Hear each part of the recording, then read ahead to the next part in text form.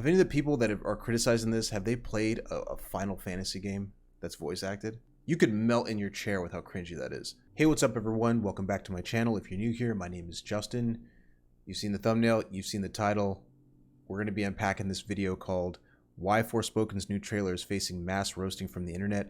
I saw this video come up on my timeline, so I typed Forspoken into Google and I did start to see some of that roasting. I didn't really look into it too much. So let's just jump into Yongyea's video and see what's going on with Forspoken's new trailer. One game that I've been anticipating is Forspoken, the Square-Enix published title. That's this sprawling open world isekai of sorts. There's a trailer from... Isekai, that's right. That's right, because that's the plot, right? Is that I think she's from New York, and she gets... either she gets transported to this world or she puts on the armbands, and then that transports to the world. And I think the armbands can talk, too. 5 months ago, you can see it for yourself. I think from a visual standpoint, it does look gorgeous, and it's got some interesting gameplay elements going on. The combat looks interesting, and there's just a lot of flair here that appeals to me. I don't know how the game will turn out, but I certainly wish it the best. It's one of the ones that I am keeping my eye out for. Not fully sold on it, per se, but one that I hope to see more of. So, why do I bring this game up today? Well, there's a new trailer that came out for it a couple days ago. They released it on Twitter. You can see right here, a beautiful and cruel new land, twisted monsters, an array of magical abilities, sentient jewelry. Welcome to the world of Forspoken. But looking at the numbers, you can see that it is approaching ratioed levels. Ratioed levels. Okay, so it's got 14.6 thousand likes. And then... because the ratio, maybe I don't know what a ratio is, but the ratio is supposed to be where you get more like responses than you do like likes. I guess it could be quote retweets because people have something to say about it. 14,000 likes, but a lot of retweets.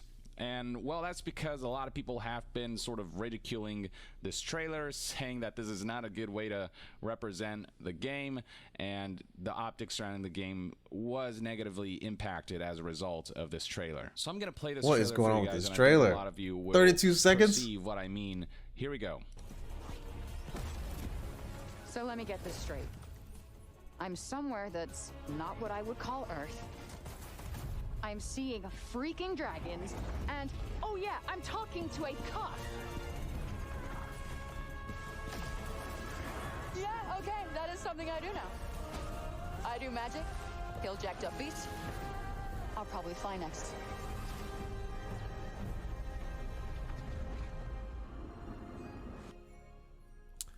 So, all right, before he says anything, just so that I can kind of, I don't want to make it seem like I'm being influenced by his decision. On one hand, I can tell that it's completely out of context, right? Like, it sounds like something that was clipped together from within the game that she's probably going to be speaking with other characters about, and they cut all that together into this like string sentence that doesn't really seem like it makes much sense. But I'm going to be honest, man. I mean, it's 30 seconds. I mean, it didn't really seem like that bad. I mean, dialogue. Have any of the people that are criticizing this, have they played a Final Fantasy game that's voice acted?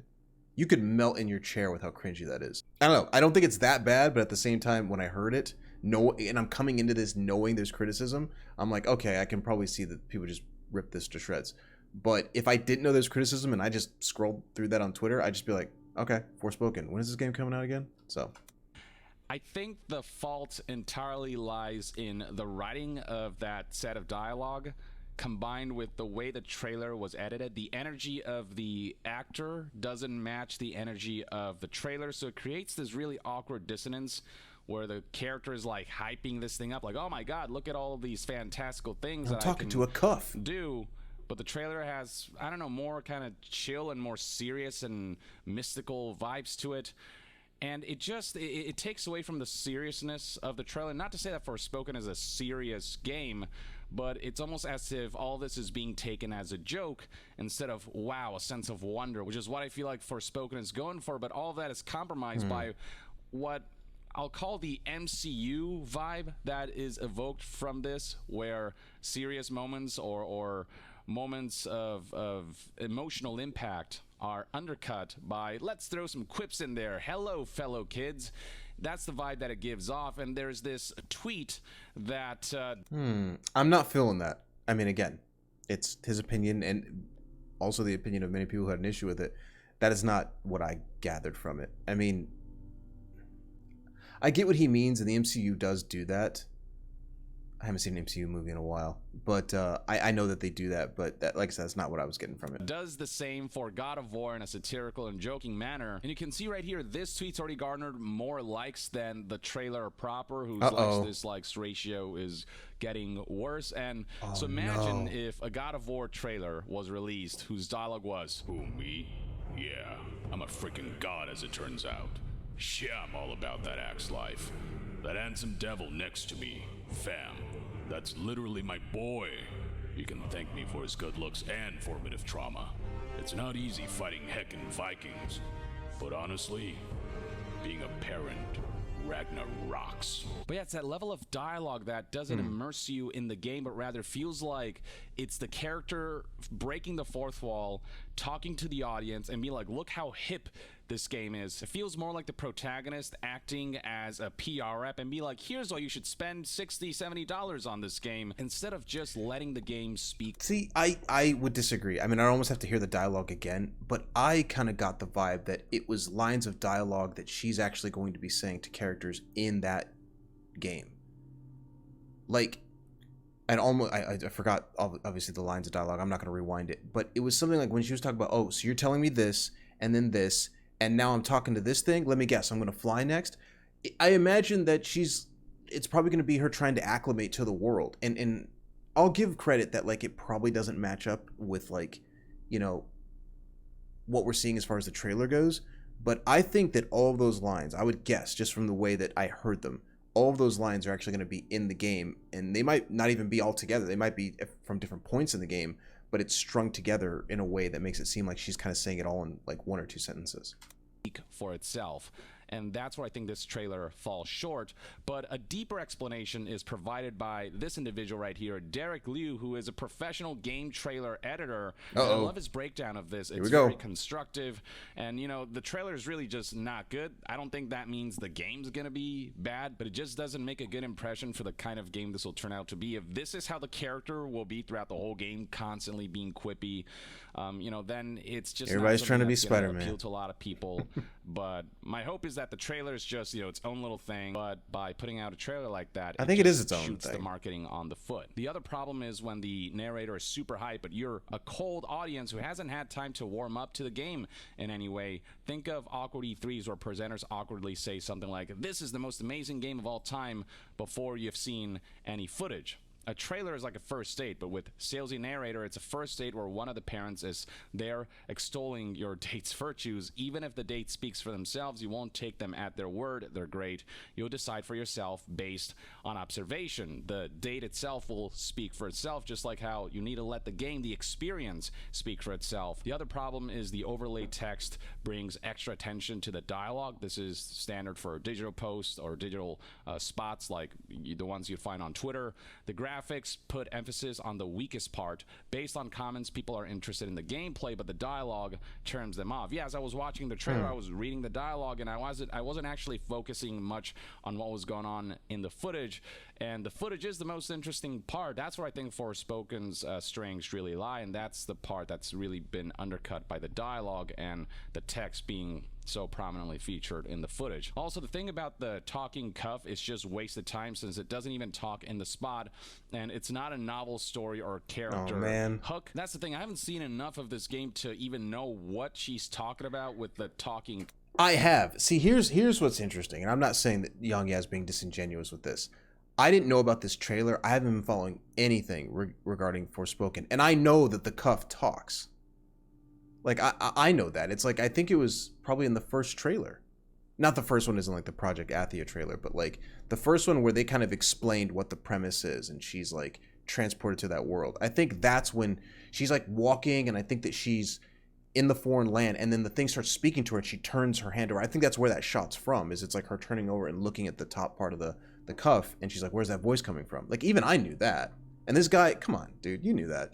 Cuff was that presented at some point. Not to mention, she hypes that part so much when a talking cuff doesn't seem like anywhere close to the most interesting thing this isekai world has to offer. This is especially weird because the delivery of the line makes it sound like our minds should be as blown as hers. 100% there's a dissonance between what she's experiencing and what the audience is experiencing, and she's the player character. Also, I know these spots are made knowing most views will be with the video muted, but the music is basically treated like background noise, which makes the spot extra flat. Indeed, the voiceover was a lot louder than the game sound effects and the music itself, and so it just the sound mixing was off, which further emphasized the kind of cringy dialogue, which didn't serve as a spot at all. The soundtrack is carried by the dialogue, which is the weakest part. The other problem is the tone of the dialogue doesn't feel like it matches the visuals. I 100% agree with that too. It might work in the game, but here it feels disconnected. Someone in a recent stream of mine described this phenomena well as two different conversations. One is going to dominate. The thing this trailer does is cover these basics, and then you can read this for yourself, the stuff that was featured in the trailer. This does not stand out. There's no specificity about, the killing monsters aspect, the magic abilities aspect, the talking cuffs aspect, dragons, and all these things. It's such a short trailer. Just show us all these things. Release like a 10-15 minute full straight gameplay presentation that highlights the element of being transported into another world and dragons being prominently featured in this world, and what makes the talking cuff so interesting, and what sorts of magic abilities. I'm going to say, and I think my stance is going to be this way for the rest of the video. I think they just strung together the wrong dialogue for this situation. Because I'm repeating myself now, but I think that the dialogue that's used is going to be in the game, and it's probably going to be from different points in the game. And I think it's probably why it didn't match. They probably just took the audio from different points, and then they essentially just, overlaid it, overlapped it over some action-packed stuff, and so that's why it feels a little disconnected. Will entice us, and the kinds of monsters we'll get to kill. Just show us. Stop hyping the game through just words. Just let us experience the game through the footage, so that we can look forward to. I'll say it. The dialogue that's probably played, it's probably way less interesting than the rest of the gameplay, where she's jumping around and shooting monsters and stuff like that. It's probably way less interesting, and if they had used the same visuals from where the dialogue is from, it wouldn't work. I don't think it would work. To getting our hands on it. Derek then proceeds by highlighting some trailers that do get it right, like this 12 Kingdoms trailer, which is an isekai, and you get that sense from the trailer because it doesn't. Dang, this guy buzzed out the examples. How fantastical this all is.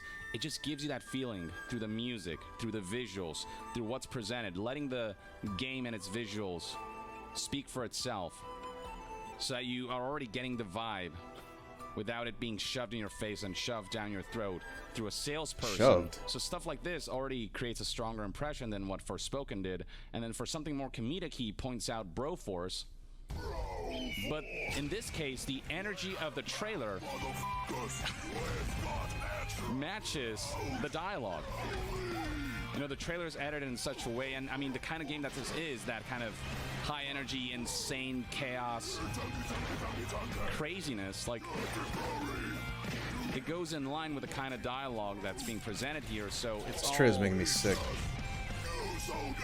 All right, I'm gonna turn this off for a sec. I mean, it may be a lot, but the game is also a lot, and so it's all in line with each other. It's all synergizing really well. I was gonna say that's the word, synergizing. A good comedic trailer. Whereas Forspoken is in conflict with itself because the dialogue is trying to be all comedic and quippy, but the trailer itself is trying to present this magical, mystical isekai world. And that dissonance is just a big turnoff. Derek finishes off with this Forspoken digital spot. The hype level and the words and performance really just feel like someone being forced to be a salesperson, which makes it super awkward. And then he highlights the trailer we were first looking at by saying this spot doesn't really surprise me because the previous trailers are just kind of okay.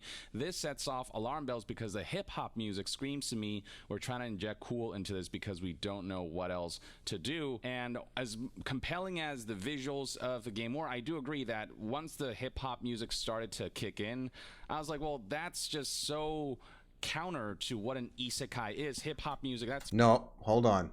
I have something to say about hip-hop. Counter to isekai? Careful of the lane you're in, Yongyea.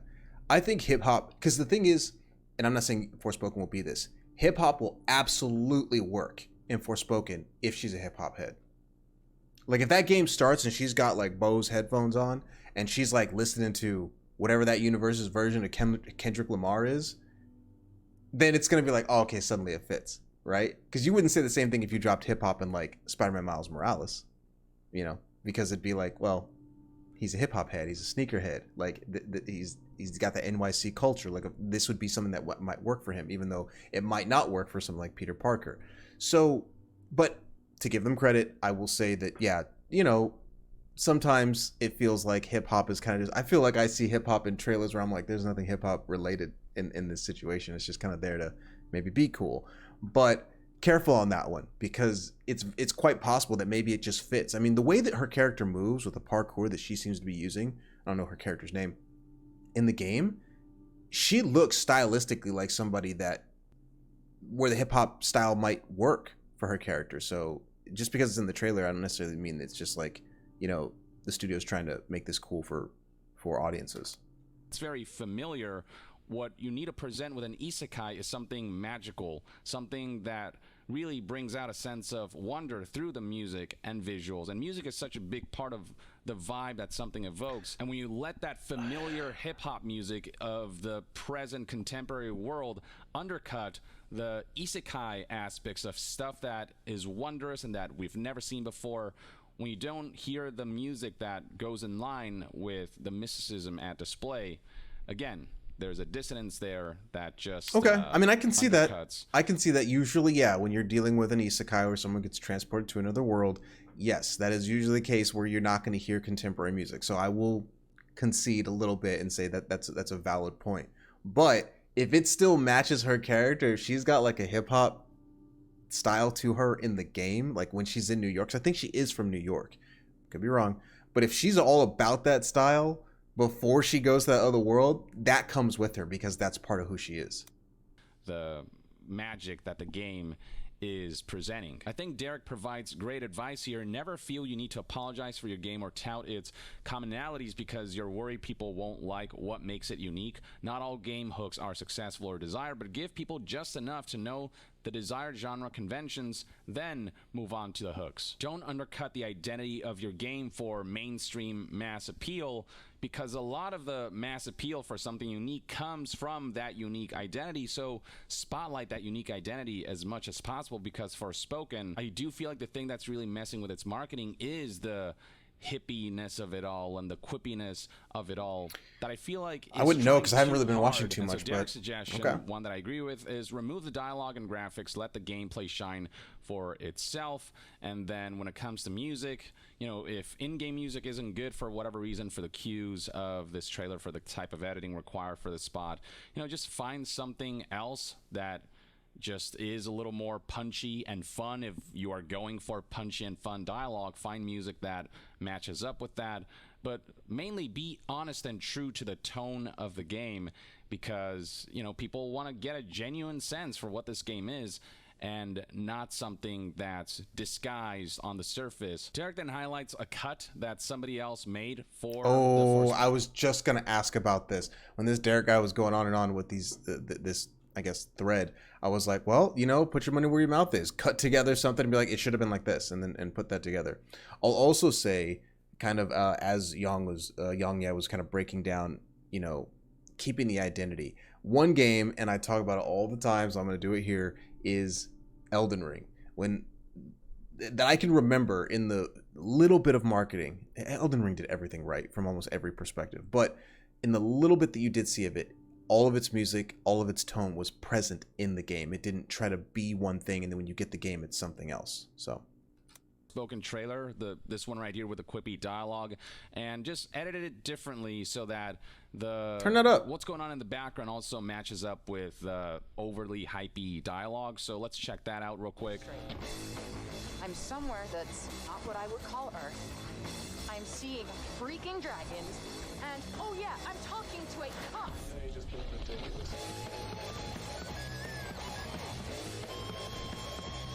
Music is worse. Music is way worse. So yeah, this music definitely amps up the Nah. It matches up more with the dialogue. I still don't think this would be a well-received trailer. Yeah, but that was not good. I have no Like, you know, I have no dog in this fight. Like that was awful. That was definitely terrible. A lot less cringy than No. the one we were presented. That one was worse. Because there is more of an alignment between the tone of the dialogue and the tone of the trailer itself and the footage and the gameplay. The footage, I was waiting for him to say it. The footage, I felt, matched up more with what she was saying. But everything else, no. That's being shown, the music that was Atrocious. used. But when I look at gameplay of Forspoken, it doesn't evoke hip-hoppy, you know, Sonic the Hedgehog's level of high energy kind of vibe. And so I do feel like even if this is a better version of the trailer that we were shown, it still feels weirdly inappropriate. And the thing is, it's not just Forspoken that does this. I feel like a lot of video game trailers are undercut by, you know, hip-hop music instead of just using the in-game track that's beautiful and wonderful and unique and highlights the identity of the game. And, you know, video game music, I think, is some of the best music in the world. And for that to take a back seat for your typical hip-hop music that you've already heard a million times, that just there's a lack of confidence for your game's identity. Or if you do pick sort of a mass media song, make it something that makes sense with the tone of the trailer and the identity of your game, that goes in line with the tone of your game. And I think Hideo Kojima is really good at that. Sometimes he does pick, you know, famous songs or kind of songs that were already released, maybe some indie song that nobody knows about, like Low Roar for Death Stranding. You know, Low Roar is an Icelandic band that Kojima discovered, I think, when he was on a trip to Iceland, and he walked into like a vinyl store or something, or some kind of music store, and he heard this in the background. He's like, what is that? I feel like that would go great with the trailer that I'm making. But the tone of Low Roar's music is so aligned with the bizarreness that Kojima's presenting with Death Stranding, that it was perfect. Or Metal Gear Solid 5 using Elegia by New Order. I'm gonna let him finish his thought, but I want to kind of jump in here because this is just running around in my head. One game that's coming out next year is Street Fighter 6, and that's a game where, when they first showed the teaser where it was showing Ryu and Luke, and it had that hip hop track, you're kind of thinking, oh man, like, I wonder if they're just going to use this for the game, or is this for the trailer? And then when they showed the trailer and that track was in there, again, there was a little bit of that, like, it's called Not on the Sidelines. But it's like, oh man, is this just for the trailer? And when you find out that this is probably going to be the theme to the game, it worked. But, you know, it's a little bit different. I'm a little biased towards the hip-hop side of things, and I think it works. It synergizes more with something like Street Fighter than it maybe does for Forspoken, but we'll see. Or using Mike Oldfield's Nuclear for its trailers, the way they were edited and the kind of tone that Metal Gear Solid 5 went for, you know, it all just synergized beautifully together. So those are some of the best trailers out there. Hideo Kojima knows how to make game trailers, and those are trailers that are great examples of being able to use Kojima Productions. Not I'm sure it's not him doing it. The game itself, but finding the appropriate music, be it, you know, popular music, or be it, you know, indie hidden gem music. But with all that said, look, what I've seen of the game still does look decently impressive enough that I'm like, all right, I'm curious about this. You've got my curiosity, and I hope you can capture my attention with some of the future gameplay footage or trailers that we'll see down the line, hopefully, you know, better edited with a tone that is more appropriate for what this kind of game seems to be. For now, though, this trailer, yeah, it's being torn to shreds by community responses, from the God of War post to a similar satirical post of the Yakuza games that's also garnered like 20,000 likes, among many other posts that just, ridicule this game left and right. The coolest gameplay in the world could not make me play a game with this dialogue for more than 3 minutes. That's the impression this game's made. Again, I don't know if this is actually the tone of the game, but if it is, I do agree. I wouldn't like high expectations.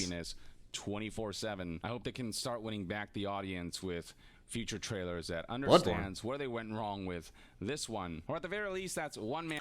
Let me listen to it one more time. I got to hear this again. So let me get this straight. I'm somewhere that's not what I would call Earth. I'm seeing freaking dragons, and oh yeah, I'm talking to a cop.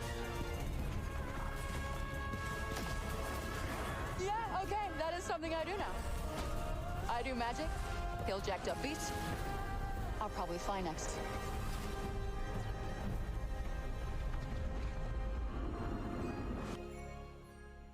Well, after rewatching it, I mean, I don't know. I think if I had just passed it on Twitter, I wouldn't have given it a second thought. It is interesting, the expectations people have. I guess I'd say I think people are being a little bit too harsh. I mean, they're entitled to their opinions, but that's what they think. Anyway, that's it for me. Check out some of my other content. See you in the next one. Peace.